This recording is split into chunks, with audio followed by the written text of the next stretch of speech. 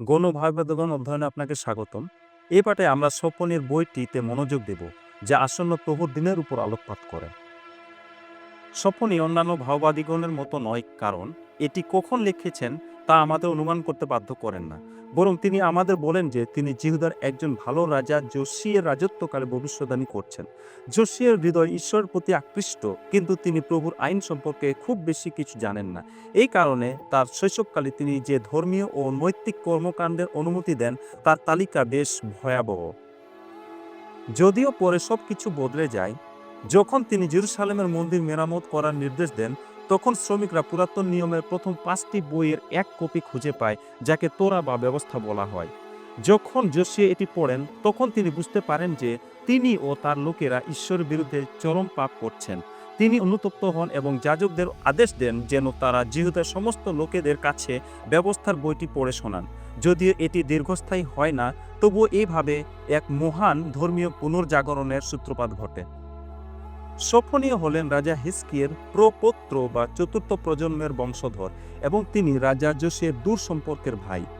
এই পুনর্জাগরণে সোফোনিয়া গুরুত্বপূর্ণ ভূমিকা পালন করেন এবং সমগ্র জিহুদিয়ার চলমান মন্দ অভ্যাস সম্পর্কে তার অনেক কিছু বলার রয়েছে। সোফোনিয়ার বইয়ে মাত্র 3টে অধ্যায় আছে এবং এর মূল বার্তাটি প্রভুর দিন বাক্যাংশটিকে ঘিরেই। যদিও অন্যান্য ভাওবাদীরা এই দিনটি কথা বলেন, তথাপি সোফোনিয়ার যে অন্য কারো তুলনায় এই বাক্যাংশটি বেশি ব্যবহার করেছেন। প্রভুর মহান ও ভয়ঙ্কর দিন শব্দটি ব্যবহৃত হয় ঈশ্বরের ভবিষ্যৎ বিচার দিবসের জন্য, যেদিন জীবিত কিংবা মৃত সমস্ত মানব জাতিকে ঈশ্বরের সামনে উপস্থিত হয়ে তাদের জীবনের কাজের হিসাব দিতে হবে। যারা পাপে জীবনযাপন করে তাদের জন্য এটি হবে বিচার এবং শাস্তির দিন। ঈশ্বরের বিশ্বস্ত অনুসারীরা যারা তাদের পাপের জন্য অনুতপ্ত হয় তাদের জন্য এটি হবে মুক্তি ও বিজয়ের দিন, যে দিন তারা অনন্তকালের ঈশ্বরের উপস্থিতিতে প্রবেশ করবে। চলুন বাইবেলের আরও কিছু জায়গায় দেখি যেখানে এই দিনের কথা বলা হয়েছে। ভাওবাদী জোয়েল যখন প্রভুর দিনটিকে অতীত, বর্তমান, নিকট ভবিষ্যৎ এবং দূর ভবিষ্যতের ঘটনা হিসেবে বর্ণনা করেন, তখন তিনি এটিকে বেশ বিস্তৃত পরিসরে আলোচনা করেন। দ্বিতীয় পিতর 3:10 গীত সংহিতা 46 অধ্যায়ের উদ্ধৃত করে বলে, কিন্তু প্রভুর দিন চোরের মতো করে আসবে। সেদিন মহাকাশ হু হু শব্দ করে শেষ হয়ে যাবে এবং চাঁদ, সূর্য, তারা সবই পুড়ে ধ্বংস হয়ে যাবে। পৃথিবী এবং তার মধ্যে যা কিছু আছে তা সবই পুড়ে যাবে। হগয় 2:6 সে দিন সম্পর্কে বলে, অল্পকাল পরে আমি আর একবার আকাশ, পৃথিবী ও সাগর ও ভূমিকে নাড়া দেব। ইব্রিয় 12:26-27 হগয়ের এই পথের উপর মন্তব্য করে বলা হয়েছে যে ঈশ্বর আকাশ ও পৃথিবীকে একবার শেষবারের মতো কাঁপাবেন, যেন যা সরানো যায় তা পুরোপুরি চলে যায়, আর যা কাঁপে না তা রয়ে যায়। যা কাঁপানো যায় না তা হলো ঈশ্বর রাজ্য। তাই আমরা নিজেদেরকে জিজ্ঞাসা করতে পারি, আমি কি এই কম্পন থেকে বাঁচব? সত্যই কি আমি ঈশ্বর রাজ্যে নিজেকে সমর্পণ করেছি ও সম্পূর্ণরূপে উৎসর্গ করেছি? প্রভুর চূড়ান্ত দিন হবে সমস্ত কিছুর সম্পূর্ণ শুদ্ধিকরণ। এমনকি আদিপুস্তক 1 অধ্যায়ে আমরা যে সৃষ্ট শৃঙ্খলার কথা পড়ি তাও বাতিল করে দেবে। ঈশ্বর সোফোনিয় 1 অধ্যায় 2-3 পদে একটি বিপর্যয় ঘোষণা করেছেন। সদাপ্রভু বলছেন, আমি পৃথিবীর বুক থেকে সবকিছুই শেষ করে দেব। মানুষ ও পশু, আকাশের পাখি ও সাগরের মাছ আমি শেষ করে দেব। আমি দুষ্টদের পতন ঘটাবো। পৃথিবীর উপর থেকে আমি মানুষকে ধ্বংস করে দেব। যখন সোফোনিয়া সেই দিনের ওপর গুরুত্ব দেন, তখন তিনি কিছুটা সময় বাবিলের হাতে ইসরায়েলীয়দের উপর ক্ষুদ্র পরিসরে আসা ধ্বংসের কথাও বলেন। 4 পদে পৌঁছে তিনি ঈশ্বরের কার্যক্রমের বিবরণ দিতে শুরু করেন। এই কথা বলে, জিহুদার বিরুদ্ধে এবং জেরুসালেমে বসবাসকারী সকলের বিরুদ্ধে আমি আমার হাত উঠাবো। প্রথম নজরে একটি কঠোর শোনাতে পারে, কিন্তু জিহুদার পাপ নিয়ন্ত্রণের বাইরে। সোফোনিয় 1 অধ্যায় 5-6 এবং 9 পদে এই পাপগুলির কিছু তালিকা করেছেন। আমি এ দেশ থেকে বাল দেবতার পূজার সমস্ত কিছু এবং প্রতিমা পূজাকারী নানান পদের পুরোহিতদের শেষ করে ফেলব, যারা আকাশের সব তারাগুলোর পূজা করবার জন্য ছাদের উপরে উঠে প্রণাম করে এবং যারা সদাপ্রভুর উদ্দেশ্যে প্রণাম করে শপথ করবার পরে মিলকম দেবতার নামেও শপথ করে, তাদের আমি ধ্বংস করে ফেলব। যারা সদাপ্রভুর পিছনে চলা থেকে ফিরে গেছে এবং তার ইচ্ছা মতো চলে না ও তার ইচ্ছা জানতেও চায় না, তাদের আমি শেষ করে দেব। যারা অত্যাচার ও ছলনা দ্বারা তাদের দেব দেবতার ঘর পূর্ণ করে, সেই দিনে আমি তাদের শাস্তি দেব। ঠিক যেমন ঈশ্বর শেষ দিনে অবিশ্বাসীদের বিচার করবেন, তেমনি শীঘ্রই তিনি জিহুদার লোকেদের বিচার করতে আসবেন। সফনী 1:7 ঘোষণা করে, তোমরা প্রভু সদাপ্রভুর সামনে নীরব হও, কারণ সদাপ্রভুর দিন কাছে এসে গেছে। এবং 1:12-16 আমরা পাই, সেই সময়ে আমি বাতি নিয়ে জেরুসালেমের সব জায়গায় খোঁজ করব এবং যারা নিজেকে নিয়ে সন্তুষ্ট থাকে আর বলে সদাপ্রভু ভালো মন্দ কিছুই করবেন না, তাদের আমি শাস্তি দেব। সদাপ্রভু সেই মহাদিন কাছে এসে গেছে এবং তাড়াতাড়ি আসছে। ওই শোনো সদাপ্রভুর দিনের শব্দ। সেই দিনটা হবে ক্রোধের দিন, দারুণ দুর্দশা ও মনের কষ্টের দিন, বিপদ ও ধ্বংসের দিন, গাঢ় অন্ধকারের দিন, মেঘ ও ঘন কালোর দিন।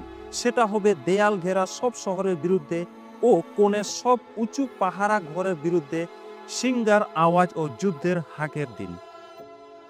সফনিয়া যখন এগিয়ে যান, তখন আমরা দেখতে পাই যে তিনি এই দুটি ভবিষ্যদ্বাণীমূলক ঘটনাকে মিশিয়ে দিচ্ছেন, কারণ বাবিল সম্পর্কে তার আলোচনা চূড়ান্ত বিচারের দর্শনে ফিরে আসে। তিনি 1:17-18 বলেন, লোকদের উপরে সদাপ্রভু দারুণ কষ্ট আনবেন, যার জন্য তারা অন্ধ লোকের মতো হাঁটবে, কারণ সদাপ্রভুর বিরুদ্ধে তারা পাপ করেছে। তাদের রক্ত ধুলার মতো ফেলে দেওয়া হবে ও তাদের দেহ গোবরের মতো পড়ে থাকবে। সদাপ্রভুর ক্রোধের দিনে তাদের সোনা রূপাও তাদের রক্ষা করতে পারবে না। তার অন্তরের জ্বালার আগুনে সমস্ত জগৎ পুড়ে যাবে, কারণ পৃথিবীতে বসবাসকারী সকলকে তিনি হঠাৎ শেষ করে দেবেন। হ্যাঁ, ভীষণভাবে শেষ করে দেবেন। এসবের গুরুত্বই বাকি, সব কিছু যেন কেবল অন্ধকার আর হতাশার মধ্যেই ডুবে আছে। তাহলে করণীয় কি? 2য় অধ্যায়ে স্বপনের এই প্রশ্নের উত্তর দেন যে কোনো কারণে তিনি এসব ভবিষ্যদ্বাণী করছেন তা ব্যাখ্যা করেন। দুষ্টদের জন্য এটা হতে পারে আশার খবর, যদি তারা ফিরে আসে এবং অনুতাপ করে, আর যারা সৎ তাদের জন্য এটা ধৈর্য ধরে টিকে থাকার ডাক। দুষ্টদের উদ্দেশ্যে স্বপনে 2:1-2 বলেন, হে লজ্জাহীন জাতি, তোমরা একত্র হও, একসঙ্গে জড়ো হও। সেই দিন তুষের মতো উড়ে আসছে। সদাপ্রভুর জ্বলন্ত ক্রোধ তোমাদের উপরে আসবার আগে যারা প্রভুর প্রতি বিশ্বস্ত থাকে তাদের উদ্দেশ্যে তিনি 2:3 বলেন, হে দেশের সব নম্র লোকেরা, তোমরা যারা সদাপ্রভুর আদেশ মতো কাজ করো, তোমরা তার ইচ্ছা মতো নেইভাবে ও নম্রভাবে চলো, তাহলে সদাপ্রভুর ক্রোধের দিনে হয়তো তোমরা আশ্রয় পাবে।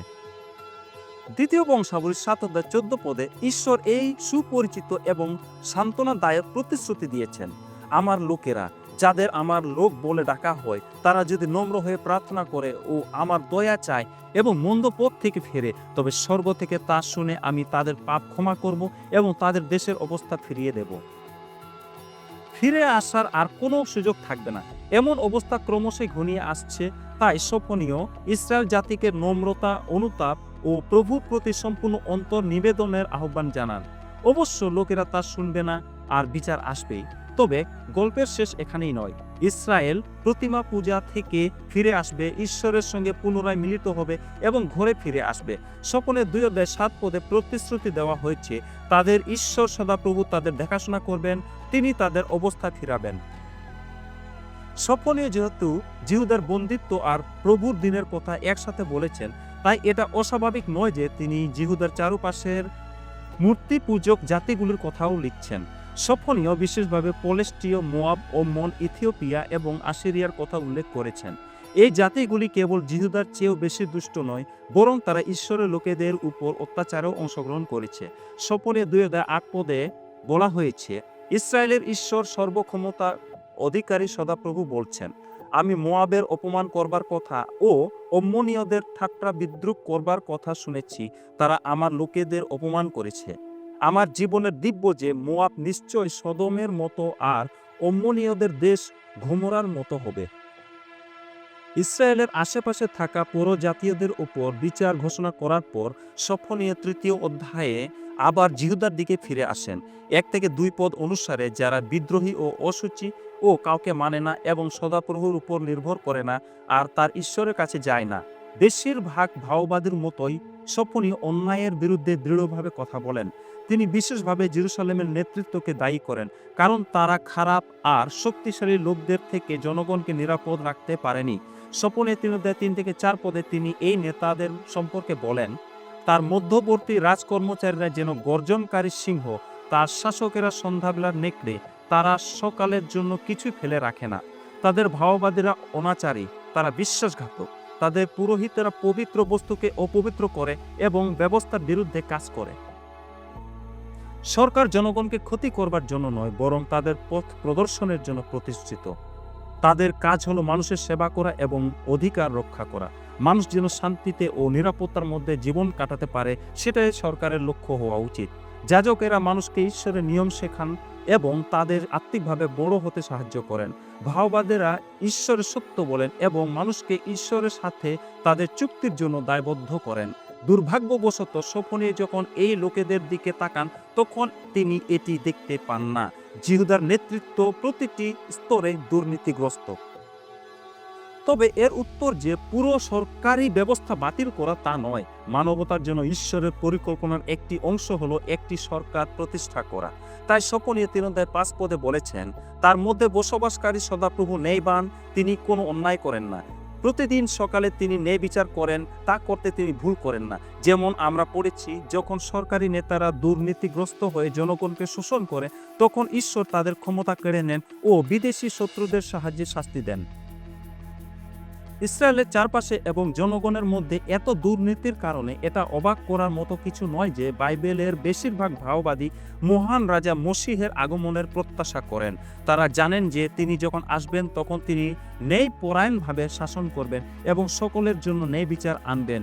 এই মসিহ আর কেউ নন, তিনি হলেন যিশু, যিনি মাংসে ঈশ্বর। প্রথমবার যিশু তার মণ্ডলী প্রতিষ্ঠা করতে এবং মানুষের মুক্তির পথ তৈরি করতে এসেছিলেন, তবে তার কাজ এখনো শেষ হয়নি। তিনি প্রতিশ্রুতি দিয়েছেন যে তিনি আবার ফিরে আসবেন এবং সকলের ন্যায় বিচার করবেন। যদিও মানব জাতি আগ্রহের সঙ্গে খারাপ কাজ করতে থাকে বলে মনে হয়, যেমনটা স্বপনে ৩:৭ পদে বলা হয়েছে, তবুও বাবিলীয় বন্দিত্বের মতো ঈশ্বরের স্বল্প মেয়াদী বিচারগুলি এমন একটি অবশিষ্টাংশের জন্ম দেবে যারা প্রভুর দিনের আগমনে বিশ্বস্ত বলে বিবেচিত হবে। স্বপনীয় ৩:৮ থেকে ৯ পদে শুনুন প্রভু এই বিষয়ে কি বলছেন। হে জেরুসালেম, তুমি আমার জন্য অপেক্ষা করো। যেদিন আমি জাতিদের বিরুদ্ধে সাক্ষ্য দেবার জন্য উঠে দাঁড়াবো, তুমি সেই দিনের জন্য অপেক্ষা করো। আমি ঠিক করেছি যে জাতিদের আমি জড়ো করব, রাজ্যগুলো একত্র করব এবং তাদের উপর আমার ভীষণ অসন্তোষ, আমার জ্বলন্ত ক্রোধ ঢেলে দেব। আমার অন্তরের জ্বালার আগুনে গোটা জগৎ পুড়ে যাবে। তারপর আমি জাতিদের মুখ সূচি করব, যাতে তারা সবাই আমার উপাসনা করতে এবং কাঁধে কাঁধ মিলিয়ে আমার সেবা করতে পারে। শেষ করতে করতে আসুন আমরা নিজেদেরকে এমন একটি প্রশ্ন করি যা ভবিষ্যদ্বাণীমূলক। ভবিষ্যদ্বাণী পড়ার সময় সহায়ক হবে। এই তথ্যের আলোকে আমার জীবন কেমন হওয়া উচিত? প্রেরিত পিতর ২ পিতর ৩:১১ পদে ভাববাদীদের কথা চিন্তা করার সময় একই রকম প্রশ্ন জিজ্ঞাসা করেন। বলেন, সবকিছু যখন এইভাবে ধ্বংস হতে যাচ্ছে, তখন তোমাদের কি রকম লোক হওয়া উচিত? আপনি কি প্রভুর দিনের জন্য প্রস্তুত? আপনি কি অন্যদেরকে প্রভুর দিনের জন্য প্রস্তুত হতে সাহায্য করছেন? ঈশ্বর আমাদের সমস্ত কাজের বিচার করবেন। আমাদের প্রত্যেকটি কাজ, যেসব চিন্তায় মগ্ন থাকি, এমনকি আমাদের হৃদয়ের প্রতিটি উদ্দেশ্যও। এই সব বিষয়ে ভালো করে নিজেদের রক্ষা করতে পারি না। শুধুমাত্র ঈশ্বর অনুগ্রহ ও দয়া আমাদেরকে উদ্ধার করতে পারে।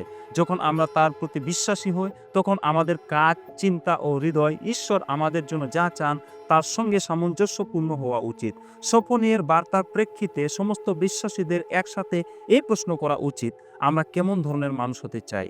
আমরা কি সত্যি যিশুর প্রতিফলন হচ্ছি? ভালোবাসা, নম্রতা এবং আনুগত্যের সাথে আচরণ করছি?